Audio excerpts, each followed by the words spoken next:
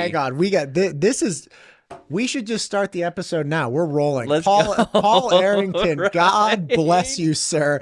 Right? You, God, you're the executive director of the Idaho Water Users Association. I am. You were just saying, it turns out you and I do jiu-jitsu together. I never knew what you did. You didn't know what I did. Of all the things, right? Small world. You have been the ED of this association that has been at this hot wrangle this entire year. Not that water has ever been not a hot topic in a desert agricultural state like Idaho, but like, talk to me about this, because we're coming to the end. Hopefully there's going to be a resolution for water signed soon. But talk to me about like how we got here. And you were just saying at the banquet, you were articulating like, look, this is going to be hard, but like we have to do hard things. Oh yeah. I mean, this it's at this legislative banquet we have, and we're in the middle of this boiling moment of time in our water industry. And we have to do hard things. And I talked about jiu-jitsu. I started doing this really just about a year and a month ago. It's actually 13 months ago tomorrow that I started doing this. And testing for your blue belt. I'm testing for my blue belt. A year, 13 months is a pretty good clip, man. Yeah, That's pretty great. I like to let folks know I'm a 4th degree white belt right now. And so I'm going to test for my blue belt, and hopefully, assuming that all goes well, that'll be in early December. But we're talking about how these hard things, and I mean, I'm making light of the situation. So I say, hard times, sometimes you just got to shake things up and do things different. So now I'm starting jiu-jitsu, and a guy we both know from class, Mario, is just a beast. And I had some posed pictures of him choking me. And it was the first time in my life I'd ever been choked. So actually in some of the pictures I'm laughing because I was taken so off guard by this just the uncomfortableness of that moment. And then I posed to the next picture, and it was, if we do these hard things, we can succeed.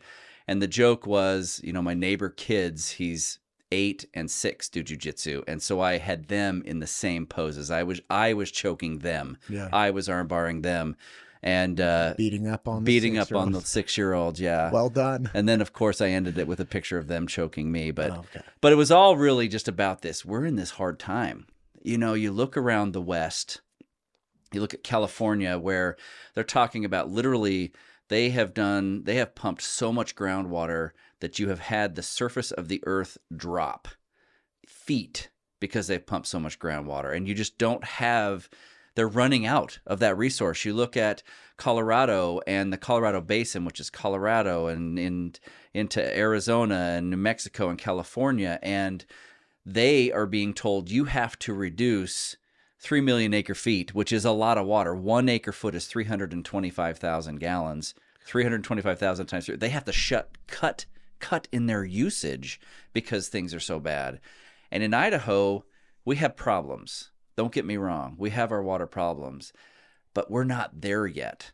And so we're at this moment where we're in the middle of a big fight, but we're also on the precipice of we can define our future. Are we going to go this way where we're using so much ground, we're using this resource so much that we're literally impacting the earth and the level of the earth? Or are we going to use it so much that the government has to come and tell us, sorry, you now have to shut 3 million acre feet? Thankfully, though, as you indicated, they're finding a path forward, and they're all talking to their various groups now. They've got an agreement, and the goal, fingers crossed, that everybody signs on, or everybody, all their members, all their patrons are good with it, and then they'll sign on by the middle of November, and we can move forward. Gosh, man. I did not know that about California, but I am not surprised by it, because being there, as I lived there the majority of my life I lived there my entire life in the same 5-mile radius until I moved here, and thank God I moved here. Being there and experiencing the nonsensical and policies that get put in place just for optics, or things that aren't actually going to affect anything, but people do them so they're like, well, at least we're trying. For instance, it's like 90% of the state's water goes to agriculture. That's not a surprise, right? So that means 10% is actually gone to residential consumption, whatnot.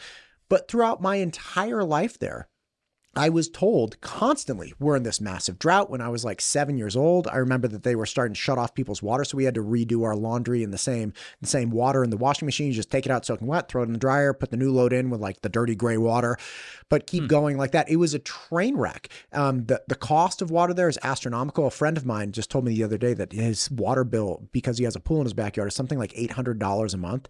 Astronomical. And they would put the residents and citizens of California through all of this pain when they know that 90% is going to agriculture. It's like, okay, so if you make everyone in California, every resident in California cut their water by 20%, you're affecting 2% of the overall water usage in the state. That is not going to make up for the mass mega drought that people started talking about in the recent years. So, in Idaho, the numbers are probably about 6 years old. So I'm keep being told updated numbers are coming, but it was about 95% goes towards ag. So it's similar to California. We're, I think, number 1 or 2 in terms of per capita ag water use. And so that has been where a lot of this fight has happened, is in the ag arena, is ag water users trying to figure out how they can conserve water in a meaningful way and just stretch our water supplies a little bit further to continue to farm the acres we're farming. The cities and, food processors, these entities will say that are using less water, they're doing their part, right? But just like you say, I mean, they're a relatively small piece of the pie, not a very small piece of the pie. It'll take everybody to lift. But ag folks as a whole recognize they've got to do a lot of work. That's why they're doing things like recharge, putting water into the ground, cloud seeding, raising our water supplies as much as 13% in some basins. Efficiencies, they're lining systems, moving to sprinkler from flood, meaning used to just historically just let the water run across your field. Right. And now they're sprinklers instead of that. And so they're doing a lot of things to improve their water use. And then the emergence of technology and our ability to be more mindful in how much water we're using is really, that's kind of the next step of really being mindful with our water use. The story of the water users in the state is different than the story that's being promoted on where most people get their information, which is social media, right? The story of the water users on social media is one of greedy farmers. It's one of people that don't care about development. It's one of, say, like cobalt miners, right? Which was my favorite story that appeared, right? Because the second there was a problem this last spring, and that guy, what was it, Matt Attack 009 or something, put out this video saying, hey, it's actually the federal government funding, with defense funding for Ukraine, going to these cobalt mines, sucking off of the aquifers in Idaho, wasting something like 500,000 gallons a day, which is like an acre foot a day or something ridiculous, right? All that, I mean, it's like, that's not true at all. Like, first off, there are cobalt mines in Idaho. They're not on the Snake Plains Aquifer, which was the hub of the water curtailment from this last spring. I don't know that any of the cobalt mines are even active at this point. They're more centralized Idaho. They're not it's not federal funding that's coming to like destroy agriculture in Idaho. So we're more dependent on like federal food stamps. Like, I don't know exactly what that commentary was, but I do know that there's a lot of misinformation about the story and of the Idaho water users. When did your association start, and what are you guys focused on? So that's a great question, and that has been kind of one of the challenges, right? Is this story is very raw. It's very emotional. For the folks on the ground, this is about their livelihood. This is about their family legacies. And then it turned over the summer into a big political beast, a big gnarly social media political beast, that all of a sudden we were talking about cobalt mines that you can't even get this water to. I mean, I guess you could, but it'd be a Herculean effort. We could get water to the moon too if we had to. If we need Elon Musk. Yes. We could do it, but currently that's not what's happening. Yeah. Nor did anybody in the know think that's what was happening. Yep. But the state of Idaho, including and by the way, the country, because a lot of these clips went national. Oh, yeah. And that had fallout for Idaho policymakers and legislators and advisors. Like they're getting phone calls from people in like North Carolina screaming at them about the water curtailment or the water going to the cobalt mines. It's like, what in the hell is happening here? I'm a part of some national organizations in the job that I have, and one of them includes several folks from Kansas and Nebraska. And they called me one day, a friend of mine named Clay from Kansas called me and he goes, look, Paul, I'm getting phone calls from Texas, from Oklahoma, from Kansas, from Nebraska, all these people who know I know you, saying, what is going on in Idaho? Why in the world are you shutting down all of these farms? So let me answer your other question. You know, Idaho Water Users Association, this is our 88th year. We were formed back in the early 1900s as an association to represent, at that time, surface water irrigation. So your canal companies and your irrigation districts, your ditch companies, you see their canals and their ditches and their infrastructure spread all throughout southern Idaho in particular. And we put on conferences, we put on educational events, we do a lot of lobbying in the state. And really our focus is protecting and preserving Idaho's sovereignty and as it relates to water and the ability to use water. And since, yes, ag is such a large part of the water use, that means over time, really the bulk of water issues tend to find their way into our organization and work through our organization. Several years ago, our organization expanded to include groundwater districts. So now we've got the surface and the groundwater together. And these people who are fighting tooth and nail in relation to water then come to our meetings and they're sitting together and we're working as boards and as committees and whatnot to get stuff done. I'm an attorney by trade. I went to law school up at Gonzaga after graduating from Boise State, and I went to go into business management. I wanted to do employee stuff, human resource management, employment law. That's where I wanted to be. And in law school, during one of my summers, I got a job with the Simplot company here in Boise on their general counsel floor. And that I did a lot of employment and HR-like stuff, but I did a lot of resource stuff, water and mining and grazing, and just fell in love with it. And ended up moving back to Twin Falls, where I practiced. I grew up in Twin, so back to Twin Falls, where I practiced water law, representing a lot of these same members, but on the surface side, for about 12 years. And I love the issues. I love the clients. I love this stuff, but I did not enjoy being an attorney. I didn't enjoy that. I just didn't enjoy being an attorney. I didn't enjoy the fight of it. And so this opportunity arose. So I come, and now I have the chance to represent all of the surface users, all of the groundwater users on these issues. So what it's done is I can't get in the middle of that fight because I've got members on both sides of it, but I can stand back here and look and say, all right, guys, are you sure about that? What are you thinking here? Come on, let's try and nudge and find a place closer. And thankfully, Lieutenant Governor Bedke and Jeff Raybold, who's with the Water Resource Board, were able to facilitate a good agreement. That's awesome. Yeah. Take me back. Yep. Okay. So as we have gone into this position, and again, I met with Brian Olmstead recently, fantastic conversation. And he took back the history all the way to the end of the 1880s, 1890s. Yep.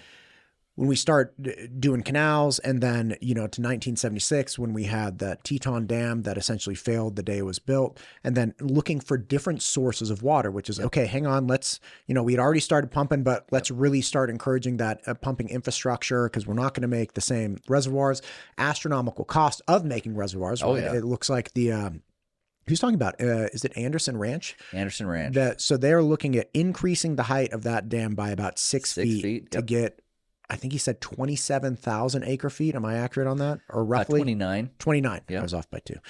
So a 6-foot increase of that dam will offer 29,000 acre feet with a price tag of like $20 million. How much is it? Oh, if they could get that for $20 million, they would jump on it. The latest estimate at 60% design is $130 million for 6 foot of dam for 29,000 acre feet that is going to fill probably 40 to 50% of the time, meaning you'll actually have wet water in that space because, you know, each year is different. Some years you have more snow, some years you have less. So it's incredibly expensive. And the other element of this is that's going to take, and we're in year 10 or 11, and it's another 5 years at least before they're done.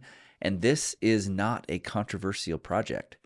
I mean, you have your groups, particularly your fishing related groups, who are very concerned about the stretch of river below the dam and making sure that it retains its prize fisheries. But they're not opposed to the structure. They just want to make sure this stays. Right. You got to have a certain amount of water coming out no matter what. And so you've got relatively no controversy, 15 years, $130 million for 6 feet. Imagine then imagine, you know, there's a lot of talk about Teton Dam. Can we rebuild it? Imagine that. A whole new dam in an area where you had this failure before. Now, granted, they'll have that figured out and fixed, but the fights and the money and everything just accumulates exponentially. It's hard to develop new water infrastructure today. Very hard. Talk to me about what's being done then to either develop new water resources, right? Like we have a cloud seeding program that is regulated and maintained and, you know, essentially not, I wouldn't say necessarily designed, but, you know, strategically planned with the Water Resource Board. Yep. That actually produces more water. Like that's water that, again, as Brian Olmstead was talking about, was look, once these clouds pass a certain mountain range, they're gone. Like they're gone forever. Not only are they gone forever, but the precipitation coming out of them. I asked him actually specifically about, does Wyoming get mad that we like squeeze the clouds out and like they don't get any when the clouds are moving eastward? And he said, actually, what we realized is if they don't drop the precipitation on the mountain ridges that border Idaho and Wyoming, they dissipate and they're gone forever. Like that water does not fall. Yep. Wyoming doesn't get the benefit of it. Plus their elevations are different and their, you know, how the water runs is different. So they're not losing anything. We're not robbing them from a resource, but that is a resource that would not have representation in our landscape at all unless we engaged in cloud seeding. What are things like that where we're either stretching the resource, you know, farther, or we're actually kind of inventing, as you were, different ways of capturing water and different ways of realizing this resource? Yeah, that's a great question. You know, cloud seeding is fantastic. And depending on, you know, the character. Can you say that into the mic a little bit louder? Cloud seeding is fantastic. And I will tell you, I represent a group of folks who, you know, the program is divided, a third Idaho Power, a third the state, and a third the water user communities in terms of the cost of this. And my members in that water user capacity were really leery of this, really skeptical for a long time. And Idaho Power and the state, thankfully, were just persistent. They said, no, we know this works. We know this is a good thing. And basically the proof was in the pudding, so to speak. I mean, they figured it out. And over time, as our members started seeing that, yeah, there are actual benefits, 8 to 13% added to the water supply. One of the interesting challenges that we're having on the Eastern Snake Plain is the impacts associated with the connection of groundwater and surface water. Like there are areas of the Snake River, which is the main artery there through southern Idaho, where literally the groundwater is surfacing in springs and refilling that river. If you go to Thousand Springs, named because of all of the water just pouring out of the canyon walls, that is literally groundwater filling up the river as it continues its journey. Milner Dam is the prime example of this, where for agricultural purposes, we literally divert every single drop of water in the Snake River at Milner. So if you stand on that dam in the summer, you look up, you've got a reservoir, you've got a sheet of glass, the water is beautiful, you look down and it's dry, parched rock. You go down a mile and the river is there again. And as you go down, it continues to add. And so we're looking at ways, how can we bolster that groundwater supply? Because that will then bolster the surface water supply, right. And that's where recharge comes in, right? And we're pretty fortunate in Idaho. Not pretty. We're very fortunate in Idaho and that southern, southeastern part of the state that has so much lava flows in it. Those basalts, those are just perfect for recharge. You find natural holes in the ground that you can just run a bunch of water to. It runs it down in. The water seeps into the ground, filters. It becomes clean. Testing shows that it actually improves the groundwater quality because of the nature of the soils and the rocks and things that it's seeping through. So recharge is a big piece. One of the things I'm really excited to see how it works and how this plays in Idaho in the future. Look, a lot of this infrastructure has been there for a long time. I mean, some of these dams, some of these canals were built 100 years ago. And in some cases, we're still delivering water through 100-year-old systems. And just a couple years ago here on the Boise River, they didn't change anything. They just put some telemetry in there, some of these devices that send information to a computer. So instead of having to drive the length of the Boise River and up into the tributaries every week, they now are able to sit at their computer and know what is happening in real time and then go make adjustments specifically as they needed. Just that saved 19,000 acre feet. And that was less than $5 million for 80 plus devices. I mean, it's really inexpensive. And those devices obviously are things that those are capital investments that pay dividends, right? Yeah. So people get, especially with things like cloud seeding, people said like $5 million and all these things. And Kayla Golden from the Department of Water Resources articulated, $5 million total price tag for this stuff, but we're also investing in capital assets that are going to keep helping us function this program throughout, the next decade or two. So just like the actual cost of operating planes and all of these different things is not $5 million if you take out all of the capital assets. Yeah, it's fantastic. And so that's 19,000 acre feet every year. And again, an acre foot, 325,000 gallons. That's a decent chunk of water. It helps in this overall effort. And that's every year, right? Because that's in savings just in that management. It doesn't matter what the snow melt is. It doesn't matter those. You've got that savings. And then you look at ways too. So I've got a canal that runs 10 miles over a very leaky area. If I line that canal, then that's less water that seeps. That's more water that I'm able to use. Now, the flip side of that, less recharge, is you have less incidental recharge into the ground. So you have to be very mindful of where and how you do that, but it's things that are being done. And I wouldn't say that surface storage, meaning places to store water like a reservoir, are totally off the table. I think we're finding that on-stream reservoirs are very, very complicated because of just all of the environmental related considerations and interests associated with natural rivers. But you're seeing throughout the West an increase of off-stream storage where you have a pump and a pipe it up over to, over here, and there's a hole in the ground and you can store it there and then put it back in the river when you need it. There's one example here in the Boise. There's a project where they're trying to do something like that. They're trying to resolve a number of concerns, but pump it up out, store it, and then when you need it, put it back in the river and send it down. I was a rower in college for UC Berkeley, and we actually rode on the Briones Reservoir. So it was this in the foothills in the middle of nowhere. Yeah, a bit of a watershed, but not like they were storing a dump truck of water. It's like, it doesn't rain this much here. And again, it was a man-made reservoir that, they had essentially capped it off. They would put water in there, store it for emergencies and things like that. And man, it was beautiful to row on. I'd say perfect for rowing. Yeah, it was because again, you're nestled in these foothills and you'd be able to row around, and especially in the morning, like fog coming off, it was just glass and you just see people gliding across it. But yeah, so I get what you're talking about, because there's no big stream that they're like, oh, here it is, and we just put a cork in and then everything fills up. It was where's this water coming from essentially was always the question. So bottom line is, like, there are different ways of doing it. People have talked largely about, look, if we can bring more precipitation through programs like cloud seeding or whatnot, fantastic.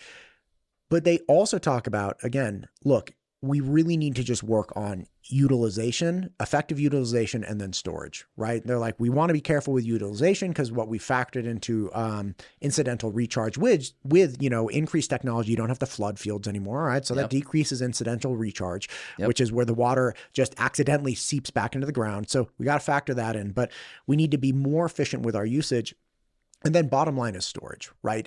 We are blessed with a certain amount of water, but we also can't just store all of the water, right? Because you were talking about the fisheries and whatnot. These are things that absolutely, like, you don't want them to run dry, because some people are like, well, look, just store every single drop. It's like, it doesn't work that way, right? Like we can't just use it all for agriculture, because we have this real rich and fantastic history, not just with recreation for fisheries, but Native American, like their deities exist within the water system, right? Yeah. The salmon is part of that. Yes. I was talking with that friend that I was mentioning, Clay, in Kansas. I'm actually heading out there in December because we're going to go tour his system and just talk stuff. And He says, as I'm getting ready, help me understand your water supply. How much water do you get? How much rainfall do you get in July or in August? I'm like, well, basically none. Right. I mean, it's just because that's not. I don't know. You ever been here in August, July, Clay? But let me tell you, it's that's a broad general overstatement. You know what I mean, though. I'm like, well, nothing. You're not relying on rainfall, whereas they are. And I said, that's not how Idaho's water works. Our water is in the mountains in the form of snow in the winter, and so you have this glut, this freshet, as it's called, of water that just pours out of the system in the spring. And if you don't capture it, then it's just going to go and it's going to be gone. And so in that Eastern Snake Plain, you have about 4 million acre feet. Here in the Boise, you have about 1 million acre feet. These buckets of water that you can fill, but in really wet years, there's still a lot of water that we're sending down. And this isn't water that is helping anybody in the middle of July or August or whatever the case, whether it be fish or anything, because it just flows right out of the system. Sure. And so, there's really a lot of thoughts about how can we take advantage of these high flow times. Do we build new surface storage, or do we build new groundwater recharge sites, big facilities that can just take a massive amount of water and store it, although temporarily, but store it down in the ground instead of just letting it flow by. That was one of the big pieces that promoted a lot of the conversation on social media this year, which is like, this has to be a conspiracy because we had an exceptional winter and we dumped something like 600,000 acre feet down the river, and then they're turning off the farmers. It's like, yeah, but that water did go down. And we did have an exceptional, water accumulation year. But if you don't have a bucket to store the water, where do you want me to stick 600,000 acre feet of water? Like, where do we put it? Right. And it's been communicated, because I don't know anything, but like, people have told me, like, that was the primary problem with sending that water down. It's like, we don't have enough mechanisms to grab it all right now. Like, we grabbed as much as we could, but at some point, how do you stop 600,000 acre feet of water from going downriver? Yeah, that's exactly right. And to add to that, we had to let that much water go because we just didn't have anywhere to put it. And the problem isn't a surface water problem. I mean, well, and that's maybe not the right way to say this. I mean, the problem isn't the amount of water in the surface water system. The reason they were shutting down wells is because that overflow from the groundwater into the river is declining. Those reach gains, as they're called, it was declining and has been declining for many years. And so in July and in August, when all of that excess flow is gone, their natural flow, that natural water that would be in the river, is at record lows because those reach gains are declining. And so, it was a great year. We had our reservoir system that was full or very nearly full. We were spilling water out of the back end of the system, which is a sign of how much water. We don't do that unless we have to because we have so much water. But the groundwater is where the sickness is at. It's that underground, the thing you can't see, which is part of the reason this is so controversial and so complicated, is because you can't see it. Yeah, you can't point to it. Yeah. Right. And the TJ Budge, I actually had him on. He was awesome. He actually called me from he was in like a minivan or something outside a dentist office, and like, cause we couldn't line up time. And I was finally like, dude, we gotta do an episode on this. We actually had, we did the episode the day the initial agreement to like reinstate the water usage was signed back in, I think it was like May or something. Could have been at the end of June. There you go. Yeah. Yep. Anyway, so when we were talking, he's like, look, the big problem is that, we have these two different resources. We have surface water, we have groundwater. They were managed independently, and then they kind of merged. He gave me this big history, but he said, look, ultimately at the end of the day, the surface water users are the senior water users. And we know that the groundwaters, which are the juniors, are taking water out that decreases the flow out of the springs. There's like, so the surface water users, the senior water users did have a right to say, hey, junior water users, you are pumping, you're decreasing our flow out of the springs. Like, something has to be done about this. Yeah. And he was introducing the idea that like, this is really the problem. It's the senior and junior water system. And they have a right. They have legal standing to say, hey, that's my water. Even though I can't see it, I know you're pumping it, and I know you're pumping it too much or more than you should because the springs are not flowing, right? And just recognizing that, you're like, okay, this is the problem. Excuse me. And I would say Idaho is one of two that does that. I know Idaho and Colorado. I'm not aware of any other state that manages water in priority with surface and groundwater together, that recognizes this connectivity between those systems and then manages them together. And it's hard. And you see the consequences of doing it like we are and how hard that is. And then you see in other areas the consequences of not doing it, where it's a race to the bottom and you're just depleting that resource. And it's hard. It's hard. Yeah, man. I don't want to develop giant sinkholes like in the middle of southern Idaho, where all of a sudden houses are like dropping down. Yeah. Yeah. It's a thing, man. And anyway, it's the fact that we're coming to a resolution. I've been so blessed to be able to move to this state. And I was thinking about it this morning. Driving here, in fact, it's like, God, man, this state is different. And it's different in so many ways. But one of them is that I have the good fortune of meeting people like you and Brian and other people that are genuinely trying to come to the table and say, all right, look, we need a solution. And no one's going to be like, if everybody demands that they get exactly what they want, how they want it, we'll never find a solution. So we're not going to work on optics. We're not going to work on just sticking our head in the sand and kicking the bucket. We're going to find a solution now. And this situation with the water in Idaho this year has just reiterated my feeling of like, I feel like the state's doing things differently. And it's like, yeah, this stinks. Nobody's happy, but we're going to be less happy if we don't come to a solution.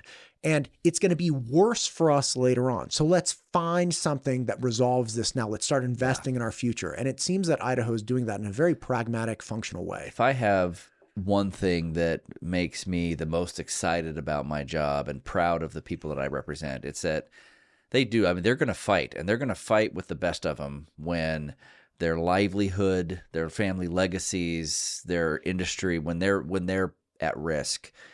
But they're also going to roll up their sleeves. They're going to lock themselves in a small room together, and they're going to hammer the problem out. And this is a prime example. This was very hard. In June, when the curtailment order came out, and initially there was talk of as many as 700,000 groundwater acres that would have to be shut down. Ultimately, it was closer to 300,000 that were subject to that curtailment order. It was a little nerve-wracking in the water industry. You saw how, you couldn't turn on any of your social media without seeing the plight of a farmer who was going to be shut down. And I get it, right? I mean, that's my family legacy. That's where I hope my kids come back and grow and run this farm. I'm going to go to Disneyland next year with my little kids and my grandkids because of the money I made from this farm. I mean, I get it. I would have done the same thing. And so it felt a little nerve-wracking, but their ability over the summer to put that noise, to put that emotion, to put all of that on the side, not discounting it, it was all very real, but put it all aside and then sit in a room and get into the weeds, very technical weeds, and find what I think is an agreement that will work better than the one they had before, and will hopefully, I think it really has a good shot of setting us up to be in a better place in 4 years, 8 years, 12 years. We'll be in a better place than we are today because of the stuff they're going to do under this agreement. Listen, as the ED, you've got to know somebody who would be down to like come in and talk about the different things that they've done, the different efficiencies that they've worked through. Like, I would love to talk to somebody because, again, I love chatting with you, but I also love to chat with somebody who's like, no, this is my livelihood and this is what I've been doing. This is because the struggle, people don't understand the struggle. And I'm not saying like, oh, I have like 30, like I don't understand it either, but I know the brief conversations I've had with different ranchers or farmers, like, man, you don't understand. Not only like we're getting hit with developments, we're getting hit with increased cost of things. I mean, diesel fuel is not cheap and it is not going down in price. We're getting hit with water curtailments. And again, just understanding what people have done to continue staying in operation and the fight they're in. I want to have a better understanding. Oh, it's fascinating. And this isn't new technology in Idaho. It's not new technology, but it is relatively young. In Idaho, I was talking with a farmer out south of Boise who uses drip tape, literally a thin tape that you lay out underneath your crop and it just drips your water and your chemicals. I was talking with a farmer out in eastern Idaho where they have telemetry on all of their pivots. They have soil moisture sensors in the ground. And so they really tailor the amount of water for their potato crops. They tailor the amount of water. They have cut their usage by 30% is my memory here. They've cut their costs significantly because they're only using the water and the chemical that they actually need. And their yields have gone up as they've implemented these measures. And they're getting more out of their fields. And so you're seeing it start to play more and more and more of a role on the ground in the delivery systems where our folks are in, telemetry or automation or things like that, but then also on the ground where farmers are using these technologies to be more mindful of how they use their water. It's incredible. It really is. Man, that's awesome. Listen, I know it's a working day. I really appreciate you coming in. Is there anything, we've talked about a lot of things. Is there anything you'd like to hammer that we kind of missed here at the end? And I understand this is not a one-stop conversation. Well, you'll have to come back, but anything right now? I would just say folks in Idaho should be proud of the water users for solving these problems, because not finding solution on these issues, and we're talking largely about eastern Idaho, not finding solutions would find its way to impacting a lot of people. Economies would be impacted. The cost of food would be impacted. A lot of things would be impacted. And so folks should be proud of the water user community for getting together. And then the reality is we're facing unique but somewhat similar challenges all throughout Idaho. And frankly, all throughout the West. The water supply, aquifer-related challenges are real and are persistent. We've got unique challenges and issues in the Treasure Valley, in the Lewiston Valley, and in other areas of the state. And so, let's talk some more about some of these other things that folks are dealing with. Yeah, and solutions people coming up with. And not only that, let's get our house in order. In order, yeah. This is the number one thing that I've been telling people for almost 2.5 years. It's like, if we are not focused on Idaho will fall apart. Yeah. Right. We get sucked into the drama of other states. We get sucked into the federal and national stuff. That's not going to solve our problems. Yeah. And if everybody's attention is going elsewhere, none of our attention will be on what we need to resolve. And I believe, my number one thing, every time I talk to politicians, it's like, listen, I'm not for or against anyone.